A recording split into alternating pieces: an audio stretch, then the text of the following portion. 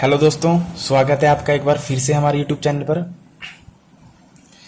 पहले तो मैं आपसे एक माफ़ी चाहता हूँ कि 2 या 3 दिन हमारी वीडियो नहीं डल पाई थी। इसका कारण सिंपल था कि जो मेरा लैपटॉप था वो थोड़ा ख़राब हो गया था, वो ठीक करने के लिए दिया था, वो अब ठीक हो गया। अब डेली वीडियो आपको मिल जाया करेगी। अब डेली आपको साइंस भी मिलेगी और मैथ भी मिलेगी। तो आज जो हम साइंस का एक पार्ट रह गया था उत्तक का, वो कवर कर लेते हैं। तो आपने सबसे पहले क्या करना है, अभी जो मैंने टीसूल पढ़ाया है, तो आप जैसे प्लेलिस्ट में जाओगे ना, तो प्लेलिस्ट में जाओगे तो वहाँ पे एक 9th क्लास एनसीईआरटी साइंस का नाम का फोल्डर होगा, उस पर क्लिक करना। उसको क्लिक करते ही अब खोलोगे, वहाँ पे जो उत्तक वाला चैप्टर होगा, चैप्टर 6, उसके 5 पार्ट मैंने करवा दिए हैं। तो हर एक पार्ट को आपको डिटेल में पढ़ना है, क्योंकि आज उत्तक का लास्ट पार्ट है। और इसके बाद हम क्या करेंगे, क्वेश्चन आंसर की टेस्ट सीरीज लगाएंगे। मतलब इस उत्तक वाले चैप्टर से जितने भी क्वेश्चन बन सकते हैं वो सब हम डिटेल में कवर करेंगे, ठीक है। तो अब क्या करेंगे, आप सबसे पहले आपकी ड्यूटी बनती है कि आप वो जो उत्तक के जितने भी 5-6 पार्ट है ना, सारे के सारे क्या करें, कवर कर लें, ठीक है। कल से आपको मैथ भी मिलेगा और साइंस की भी रेगुलर वीडियोस मिलती रहेंगी। पॉलिटी भी बीच में हिस्ट्री, ज्योग्राफी, करंट अफेयर सब कुछ मिलता रहेगा मिक्स, ठीक है। तो उसके लिए मैं समझ चाहता हूँ कि 2-3 दिन वीडियो नहीं डल पाया, और उसका कारण सिंपल था जो मैंने आपको बताया है। तो अब क्लासेस नहीं रुकेंगी अगर कोई ऐसी भविष्य में समस्या ना आए तो, ठीक है। मेरी तरफ से कोई भी क्लासेस नहीं रुकेंगी। अपने नोट्स रेगुलर बनाते रहें, साथ के साथ साइंस के भी चलते रहें। पॉलिटी जो भी पढ़ाऊंगा सबके नोट्स बनाते रहें। कॉपी पेन लेकर बैठा गए आराम से, उसको पहली बार रफ में लिखें, चाहे पहली बार वीडियो को देखें, सेकेंड टाइम में नोट्स तैयार करें, ठीक है। तो अब समय बहुत थोड़ा है। ये जो साइंस पढ़ रहे हैं हम, हर एग्जाम के लिए काम आएगी, चाहे वो दिल्ली पुलिस हो, चाहे हरियाणा पुलिस हो, पटवारी, ग्राम सचिव, कोई भी एग्जाम होगा ना जिसमें साइंस आती है, वो सबके लिए काम आएगी, ठीक है। इसलिए मैं आपको एनसीईआरटी ही पढ़ा रहा हूँ। एक बात आपको ध्यान में रखनी है, जैसा कि मैंने लास्ट क्लास में आपको बताया भी था, मैं दोबारा रिपीट कर देता हूँ कि आप ये बिल्कुल भी सोच के ना चलें जैसे कि मैंने कहा था कि हमें जो साइंस कवर करनी है वो करनी है 9th की, 10th, 11th और 12th, इन 4 क्लास की हमें साइंस कवर करनी है एनसीईआरटी। तो आप ये मानकर मत चलना कि पहले 9th की होगी, फिर 10th की होगी, फिर 11th की होगी, फिर 12th की होगी। ऐसी नहीं होगी। अगर ऐसे करेंगे तो फिर तो 2 साल लग जाएंगे, फिर कभी नहीं सिलेबस पूरा होगा। समझ पा रहे हो मेरा कहने का मतलब। मैंने आपको शुरू में ही जब मैंने स्ट्रेटेजी वाला वीडियो बनाया था, तो मैंने आपको कहा था कि उस वीडियो को ध्यान से देखना कि उसमें क्या समझाने का प्रयास किया गया है। मैं क्या करूंगा कि जो 9th के जो टॉपिक हैं, जैसे 9th में क्या होता है, साइंस बेसिक होती है, यानी आपको पता है कि जो 10th स्टैंडर्ड तक होती है, 10वीं तक होती है, वो साइंस क्या होती है, बेसिक साइंस होती है, जनरल साइंस होती है, ठीक है। वो इतनी हार्ड साइंस नहीं होती, वो जनरल साइंस होती है, बेसिक साइंस होती है। जैसे ही हम 11th में जाते हैं तो सब्जेक्ट चेंज होते हैं, तो उसका थोड़ा एडवांस वर्जन आता है, ओके। तो 9th के जो टॉपिक हैं साइंस के, वो मैक्सिमम टॉपिक आपको 11th क्लास में मिल जाएंगे। मैक्सिमम टॉपिक आपको क्या मिल जाएंगे, 11th क्लास में मिल जाएंगे, ठीक है। तो हम ऐसा नहीं है कि पहले 9th पढ़ेंगे, फिर 10th, फिर 11th, फिर 12th, नहीं। जैसे ही इसमें मान लीजिए उत्तक वाला टॉपिक आया, ठीक है, जैसे मान लीजिए उत्तक वाला टॉपिक आया, तो 11th क्लास की बायोलॉजी में भी है उत्तक वाला टॉपिक, ठीक है। तो वहां मैं आपको अलग से नहीं 11वीं का पढ़ाऊंगा, इसी में मैंने आपको कवर करवा दिया है। आप जो मैंने इसके पहले 5 पार्ट्स आए ना, तो आप उसमें देखना, कुछ पॉइंट तो ऐसे हैं कि आपको 9th क्लास में नहीं मिलेंगे। वो कहां से आए पॉइंट, वो 11th क्लास के एनसीईआरटी से आए हैं। समझ पा रहे हो। तो बार बार अलग अलग करने से अच्छा है कि एक ही बार में समाप्त कर देंगे उसको, ठीक है। तो जो 9th 10th क्लास में आपको टॉपिक मिलेंगे वो आपको 12th में मिलेंगे, ठीक है। और इनके अलावा, इन क्लासेस के अलावा, जो यानी 9th और 10th के अलावा जो ऐसे टॉपिक जो 9th और 10th में नहीं है और जो 11th और 12th में है, उसको मैं अलग से करवाऊंगा, उनको मैं अलग से करवाऊंगा। समझ में आया, उनको अलग से करेंगे। तो इसलिए मैं कहता हूं कि आप एक एक पॉइंट को नोट करते चलें, ठीक है। नोट्स बनाए अच्छे से। इसके 5 पार्ट आ चुके हैं, 5 के 5 पार्ट इसके कवर कर लीजिए। और कल इसका टेस्ट होगा, जितने भी क्वेश्चन लग सकते हैं, 20-25 जितने भी क्वेश्चन बनेंगे, वो सब हम टेस्ट में कवर करेंगे और देखेंगे। आप पहले आज इसके 5 के 5 पार्ट देख लेना, अच्छे से नोट्स बना लेना, और जब टेस्ट होगा कल, तो आप देखना कि आप कितने सही क्वेश्चन कर पा रहे हो, ओके। तो चलिए अब स्टार्ट करते हैं उत्तक के बारे में, तंत्रिका उत्तक के बारे में पढ़ना। अब तो ये समझाने की जरूरत नहीं होगी कि उत्तक क्या होता है, क्योंकि इसका जो पहला पार्ट था उसमें मैंने डिटेल में बताया था कि उत्तक क्या होता है। एक्चुअली उत्तक क्या होता है कि ग्रुप ऑफ सेल्स होता है, या कहीं हम कोशिकाओं का ऐसा समूह होता है कि जिनकी उत्पत्ति एक समान कोशिकाओं से हो और वो एक तरह के कार्य करे। ठीक है, जैसे कि मैंने कई एग्जाम्पल भी दिए थे कि जैसे मान लीजिए हमारा हार्ट है, हमारे हार्ट या जैसे हमारे फेफड़े हैं, फेफड़े का काम क्या होता है? सांस लेना। ठीक है, वो किस में हेल्प करते हैं? हमारी सांस लेने में। तो जो फेफड़े की जो कोशिकाएं हैं वो अलग हैं, और जो हमारी त्वचा है उसकी कोशिकाएं अलग हैं। ठीक है, तो ये अलग अलग कोशिकाएं जब इकट्ठी होकर एक समूह बनाती हैं तो वो कहलाता है उत्तक। ठीक है, तो उत्तक हम इस प्रकार कह सकते हैं कि उत्तक कोशिकाओं का ऐसा समूह होता है जिनकी उत्पत्ति एक ही प्रकार की कोशिकाओं से हो और वो एक विशेष कार्य करती हैं।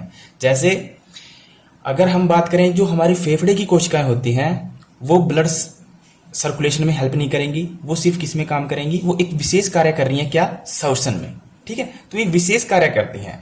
और जैसे कि मैंने आपको बताया था कि जो कोशिका होती है, जब कोशिकाओं का समूह मिलता है तब किसका निर्माण होता है? उत्तक का। और जब उत्तक मिलते हैं तब किसका निर्माण होता है? अंग का, ऑर्गन्स का।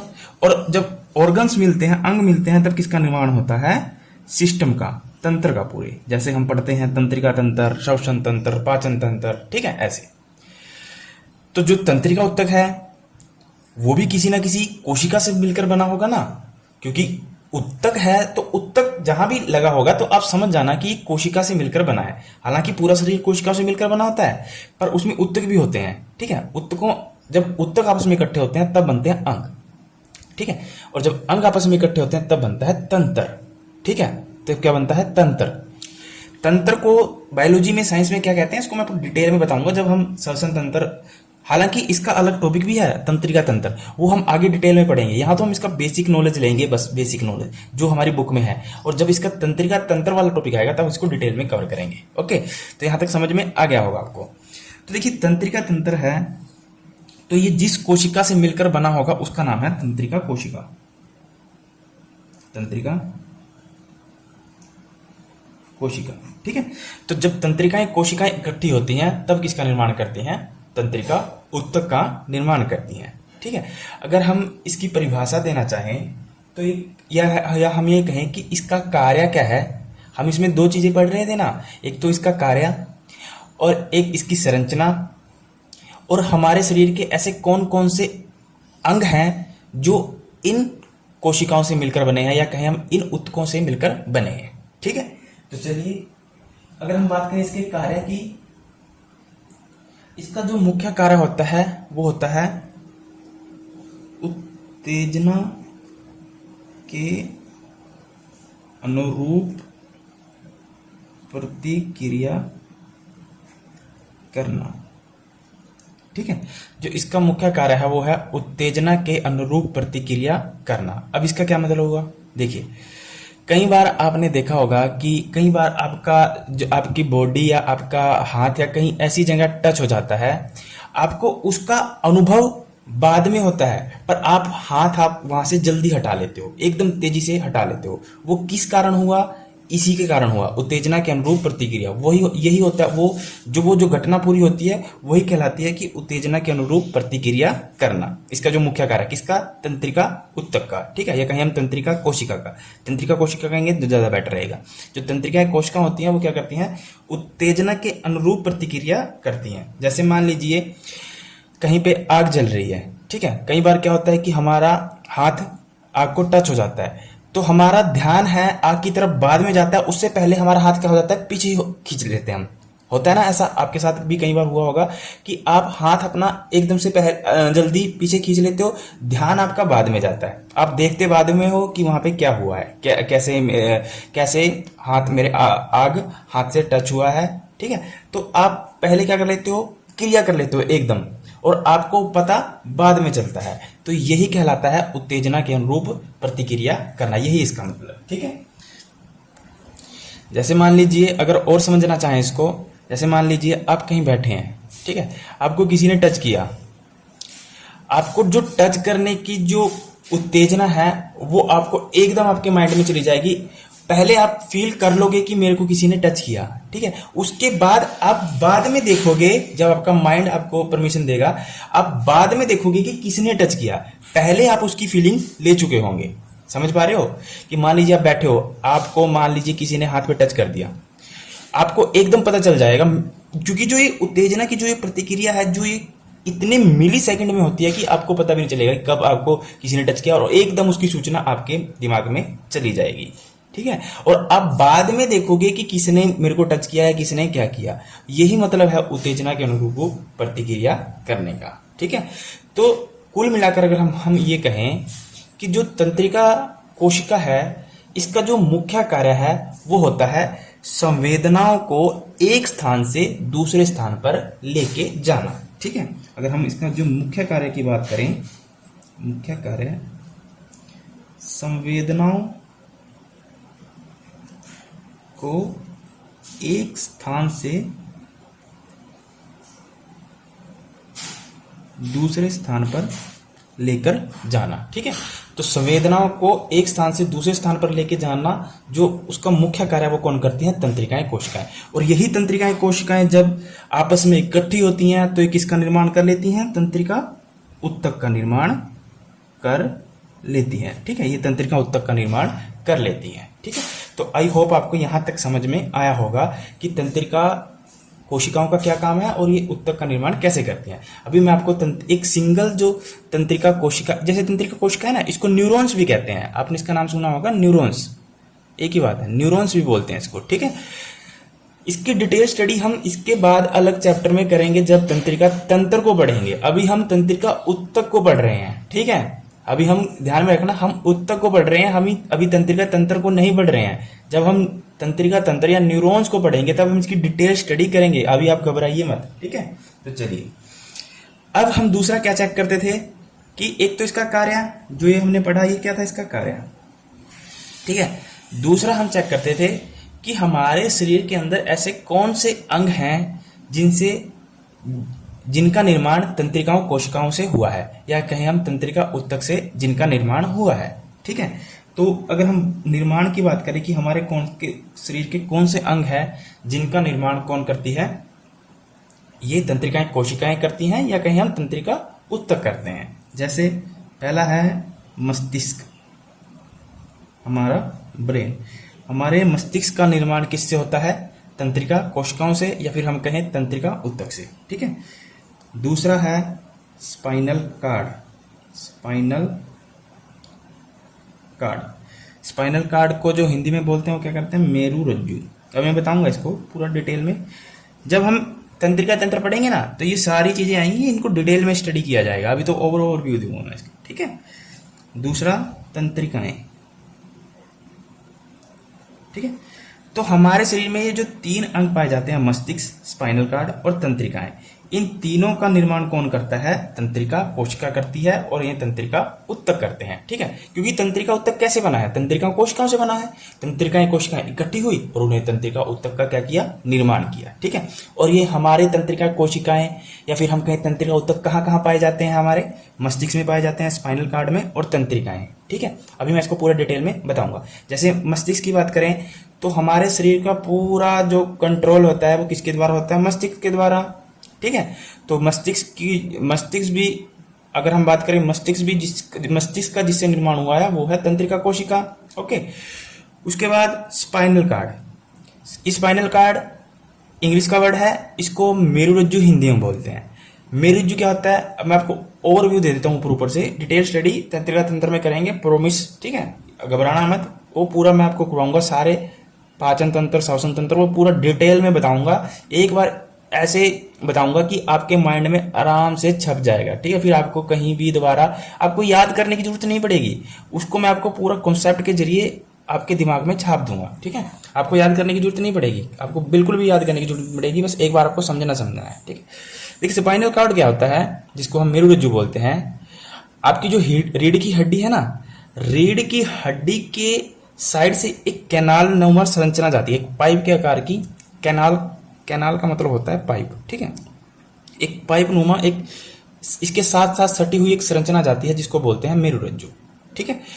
और ये मेरुरज्जु कहाँ से जो आपके सर है ना, जो सर के पीछे आपको देखना, हाथ लगा के गर्दन के पास एक खड्डा सा दिखाई देगा, एक खड्डा सा दिखाई देगा, वहीं से निकलती हैं ये, ठीक है, जो मेरुरज्जु है वहीं से निकलती हैं। और तंत्रिकाएं क्या होती हैं, हमारे पूरे शरीर में तंत्रिकाओं का जाल बिछा होता है। अभी मैं बताऊंगा कि ये कैसे जाल बिछा होता है, ठीक है। जैसे मान लीजिए आपका हाथ है, यहाँ टच किया, एकदम इसकी सूचना हमारे मस्तिष्क में चली गई। वो किसकी किसकी वजह से गई, तंत्रिका कोशिका की वजह से। तो इसका मतलब है कि यहाँ कहीं ना कहीं तंत्रिकाओं का एक जाल होगा, न्यूरॉन्स का एक जाल होगा, या कहीं हम जैसे तंत्रिका कोशिका है ना, या कहीं हम न्यूरॉन, कहीं ना कहीं यहाँ पे कोई न्यूरॉन्स होगा, ठीक है, तभी इसकी सूचना एकदम हमारे मस्तिष्क में चली गई, ठीक है। तो अगर हम बात करें हमारे शरीर में ऐसे कौन कौन से अंग हैं जिनका निर्माण तंत्रिका कोशिका या तंत्रिका ऊतक से हुआ है, वो है मस्तिष्क, स्पाइनल कार्ड और तंत्रिकाएं, ठीक है। अब मैं आपको इसकी संरचना दिखा देता हूं बनाकर। इसका एक चित्र बना लेते हैं। किसका बनाएंगे, आप तंत्रिका ऊतक का चित्र नहीं बना सकते, आप किसका बनाएंगे, तंत्रिका कोशिका का चित्र बनाएंगे, जिसको हम क्या कहते हैं, न्यूरॉन्स, ठीक है। तो हम एक चित्र बना के दिखा देते हैं आपको। न्यूरॉन या कहीं हम तंत्रिका कोशिका, एक ही बात है, कभी कंफ्यूज हो जाओ, ठीक है। इसका चित्र बना के दिखा देता हूं मैं, क्या होता है।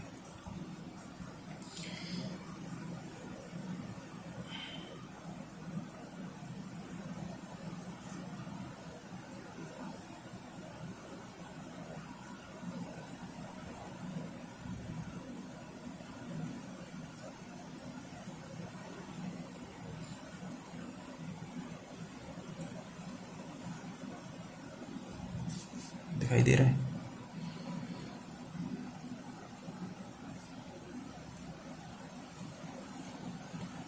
ऐसे प्रवर्ध निकलते हैं इसमें से।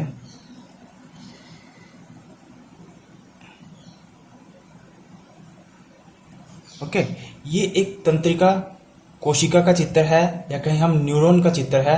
अब देखिए ये क्या है, तंत्रिका कोशिका, यानी ये एक है, एक तंत्रिका कोशिका है ना।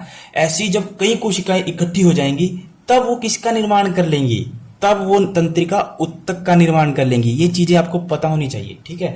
ये जो मैंने चित्र बनाया सिर्फ एक कोशिका का चित्र बनाया है, किसकी, तंत्रिका कोशिका, या जिसको हम कहते हैं न्यूरॉन, एक कोशिका का चित्र है ये, ठीक है। ऐसी जब कई कोशिकाएं जुड़ेंगी तब वो किसका निर्माण कर लेंगी, तंत्रिका ऊतक का। वो कैसे जुड़ती हैं, वो सब हम तंत्रिका तंत्र में पढ़ेंगे, ठीक है। देखिए क्योंकि यहाँ से जुड़ती है वो अलग से, यहाँ से ऐसे चित्र, फिर इसका उल्टा, इस जो चित्र बनाया ना, इसका सेम उल्टा ऐसे ऐसे करके, जैसे ये प्रबंध निकले हुए ना, इनसे क्या ऐसे, इनसे ना ऐसे आगे जुड़ती चली जाती हैं। कई तंत्रिकाओं का कई न्यूरॉन्स आपस में ऐसे जुड़ती चली जाती हैं और फिर तंत्रिका ऊतक का निर्माण कर लेती हैं, ठीक है। तो चलिए अगर हम बात करें, न्यूरॉन्स के दो भाग होते हैं। न्यूरॉन्स के क्या होते हैं, दो भाग होते हैं। इसकी संरचना की बात करें तो न्यूरॉन्स के दो भाग होते हैं, एक होता है साइटोन, दूसरा होता है एक्सोन, ठीक है। तो यहां से इसका जो ऊपर वाला भाग है, यहां से मतलब अगर मैं इसको ऐसे निशान लगाऊं तो ये जो पूरा भाग है, ये देख रहे हो ना, ये पूरा भाग है, ये पूरा भाग क्या कहलाता है, साइटोन, साइटोन, ओके। तंत्रिका ऊतक में भी हम, तंत्रिका तंत्र में भी हम ऐसा ही चित्र बनाएंगे, तब आपको डिटेल समझ में आएगा। तो इसका यहां से जो ऊपर वाला भाग है वो क्या कहलाता है, साइटोन, और इसके यहां से जो नीचे वाला भाग है वो क्या कहलाता है, एक्सोन, वो क्या कहलाता है, एक्सोन, ठीक है। इस साइटोन में क्या होता है, बीच में एक केंद्रक पाया जाता है जिसका नाम होता है केंद्रक, ठीक है। और यहां पे एक प्रवर्ध की जैसी संरचनाएं निकलती हैं, जैसे ये है ना, ये एक नुकीली संरचनाएं, प्रवर्ध बोलते हैं इसको, प्रवर्ध, ठीक है। एक प्रवर्ध की जैसी संरचनाएं निकलती हैं, इसको बोला जाता है डेंड्रॉन, डेंड्रॉन, ठीक है। तो आपसे पूछ सकता है कि न्यूरॉन या कहीं साइटोन से एक प्रवर्ध जैसी संरचना निकलती है, जिसको क्या बोला जाता है, उसको क्या बोलेंगे आप, डेंड्रॉन, ओके। यहां पर कंफ्यूजन रहता है डेंड्रॉन और डेंड्राइट्स, ठीक है। मैं आपको अभी क्लियर करवा देता हूं। और जो ये डेंड्रॉन्स हैं, ये वाले, ये संरचना क्या है, ये जो आपको अलग से मैं दिखाऊंगा अगर आपको, ये जो संरचना है ये है डेंड्रॉन, ठीक है। ये जो संरचना है, ये जो मैंने ये संरचना, ये सिर्फ अकेला ये भाग दिखाया है यहाँ पर, ये जो पूरी संरचना है ये कहलाती है डेंड्रॉन। ठीक है। और आगे आप देख रहे हैं कि इस डेंड्रोन से एक पतले प्रवर्ध की नुमा संरचनाएं निकलती हैं, ये कहलाती हैं डेंड्रॉइड्स, डेंड्राइट्स। ठीक है।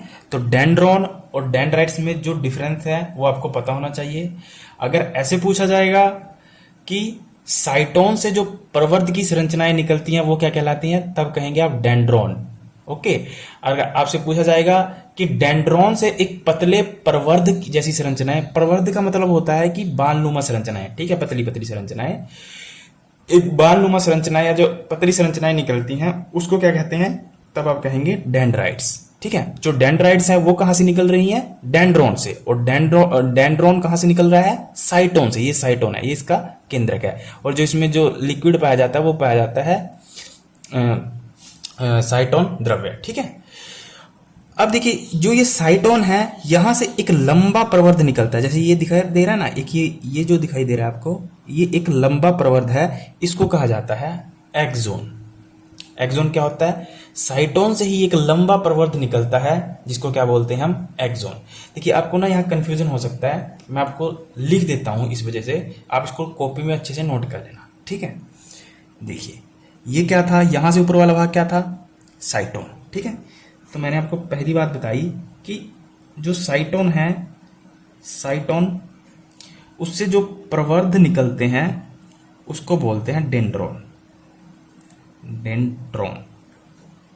ओके।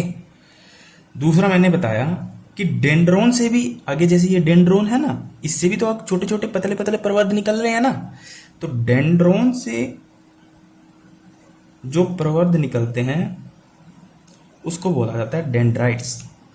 यहां कंफ्यूजन रहता है बार बार। ठीक है। डेंड्रोन, डेंड्राइट्स समझ में आया ना, चित्र के अनुसार मैंने चित्र में पूरा दिखा दिया आपको, तो आपके माइंड में बैठ जाएगा अभी। ठीक है। लिख भी रहा हूं, आप कॉपी में लिख भी लेना।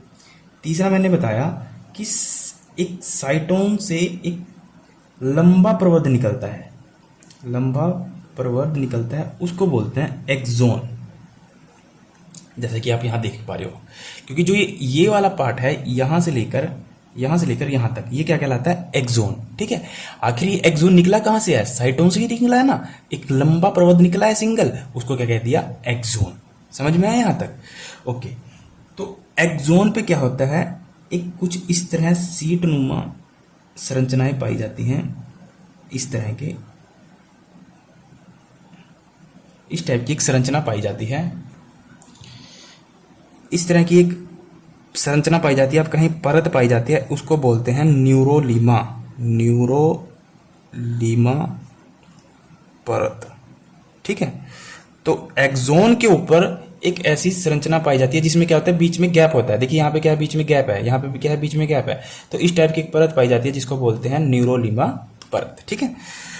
और इस परत के ऊपर भी एक आवरण पाया जाता है, मैं एक के ऊपर बना देता हूं, आप समझ जाओगे कि सभी के ऊपर होगा ये। ठीक है। इस परत के ऊपर भी, जो ये न्यूरोलीमा परत है ना, इसके ऊपर भी, मैं लिख भी देता हूं, इसके ऊपर भी एक परत पाई जाती है जिसको बोलते हैं न्यूरोलीमा सीथ। ठीक है। तो ध्यान रखना है आपने कि जो एक्सोन है, एक्सोन के ऊपर ऐसे एक परत पाई जाती है, एक संरचना पाई जाती है जिसको बोलते हैं न्यूरोलीमा परत, और न्यूरोलीमा परत के ऊपर भी एक संरचना पाई जाती है जिसको बोलते हैं न्यूरोलीमा सीथ। तो आप देख रहे हैं कि एक्सोन के ऊपर जो ये संरचना पाई जा रही है, इसमें बीच में क्या है, गैप है, बीच में क्या है, गैप है, बीच में आपको खालिस्तान दिखाई दे रहा है। देखिए जैसे ये संरचना, फिर बीच में गैप, फिर ये संरचना, फिर बीच में गैप, फिर ये संरचना, फिर बीच में गैप, फिर ये संरचना, फिर बीच में गैप। ठीक है। तो ये जो बीच में गैप पाया जा रहा है इसको बोला जाता है रेनवियर के नोड। रेनवियर के नोड ये क्या होता है, कैसे कार्य करता है, ये सब हम तंत्र के बारे में, तंत्रिका तंत्र पढ़ेंगे ना, तब उसमें पढ़ेंगे। तो अभी आपको बस ये याद रखना है कि रेनवियर के नोड क्या होते हैं, कि एक्सोन पर एक न्यूरोलीमा परत होती है जो एक निरंतर ना होकर, निरंतर कॉन्टिन्यूस तो नहीं है ना, ये कॉन्टिन्यूस तो नहीं है।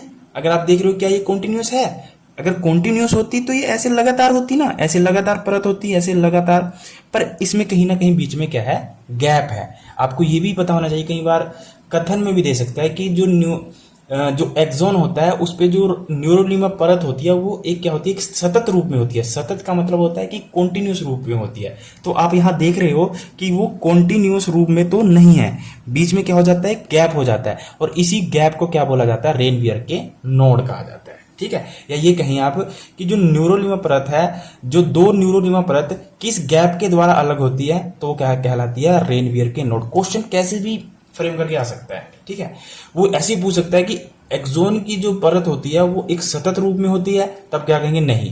क्यों? क्योंकि उसके बीच में गैप होता है जिसको बोलते हैं रेनवियर के नोड। ऐसे भी आ सकता है कि जो न्यूरोलिमा परत है जो एक्सोन के ऊपर पाई जाती है वो दो परतें किस संरचना के द्वारा अलग होती है, या कहें हम किसके द्वारा अलग होती हैं, तब क्या कहेंगे आप, रेनवियर के नोड। ठीक है, तो जो ये चित्र था वो था एक न्यूरॉन का चित्र, एक तंत्रिका कोशिका का चित्र। ठीक है, और जब ऐसी ही तंत्रिका कोशिकाएं क्या होंगी, हमारे इकट्ठी होंगी, तब क्या बना लेंगी, वो तंत्रिका उत्तक का निर्माण कर लेंगी। जैसा कि मैंने आपको यहाँ बताया था कि जो तंत्रिकाएं होती हैं, तंत्रिकाएं क्या होती हैं, देखिए जैसे ये न्यूरॉन है ना, ये हमारे शरीर में हर जगह फैली होती है। ठीक है, देखिए जैसे मैंने मान लीजिए मैंने यहाँ पे टच किया, तो इसकी सूचना मिली सेकेंड में मेरे माइंड में चली गई कि मेरे को यहाँ पे किसी ने टच किया। जैसे मैंने यहाँ पे कोई हल्के से पेन की नीब को चुभाया, तो इसकी संरचना एकदम, इसकी जो सूचना है, अगर हम कहें इसकी सूचना है एकदम कहाँ चली गई, मेरे मस्तिष्क में चली गई। समझ पा रहे हो, मेरे मस्तिष्क में चली गई, किसकी वजह से गई, न्यूरॉन्स की वजह से। ऐसे ही न्यूरॉन्स मेरे पूरे शरीर में आपस में एक दूसरे से, जैसे मान लीजिए यहाँ पे एक न्यूरॉन्स है, ठीक है, फिर उसके साथ एक न्यूरॉन जुड़ा होगा, एक ऐसे न्यूरॉन जुड़ा होगा, ऐसे न्यूरॉन जुड़ा होगा, तो पूरे शरीर में न्यूरॉन्स ने क्या बना रखा है, एक जाल बना रखा है। ठीक है, तभी तो अगर आप, जरूरी नहीं है कि हाथ पे, अगर आपके पैर पे कोई टच करे, ठीक है, आपकी कमर पे कोई टच करे, आपके कहीं भी कोई टच करेगा, तो उसकी सूचना एकदम आपके माइंड में चली जाएगी। वो किसकी वजह से जाएगी, न्यूरॉन की वजह से। ठीक है, तो आई होप आपको समझ में आया होगा। तो आज आपने क्या करना है, आपका जो ये तंत्रिका वाला पार्ट है, तंत्रिका उत्तक वाला जो चैप्टर है, वो पूरा ही टोटली कंप्लीट हो चुका है। उसके बाद जो आएगा वो आएगा जीव वर्गीक क्लासिफिकेशन आएगा, वो जीवों का क्लासिफिकेशन, जीवों का वर्गीकरण का कुछ ऐसा टॉपिक है जिसमें पादप भी हैं, जंतु भी हैं। वो टॉपिक भी आपको बड़ा हार्ड लगता है, पर उसको मैं पूरा डिटेल में अच्छे से समझाऊंगा। उसको मैं +1 और 9th में जो दिया हो सबको उसका कंपाइल करके, उसका मिक्सअप करके आपको पूरा पढ़ाऊंगा, एक भी पॉइंट नहीं बचेगा। ठीक है, और कल हम इसके क्या करेंगे, टेस्ट लगाएंगे। इसके 6 पार्ट हो चुके हैं, जितने पार्ट हो चुके हैं सारे पार्ट आप देखें, नोट्स बनाएं और टेस्ट जरूर देना। ठीक है, टेस्ट जरूर देना, टेस्ट कल होगा इसका, देख बताना आप कितने सही कर पाते हो, नहीं कर पाते हो। ठीक है, तो thank you, all the best. कल से मैथ की क्लासें आ जाएंगी, डिफरेंशिएशन स्टार्ट करेंगे।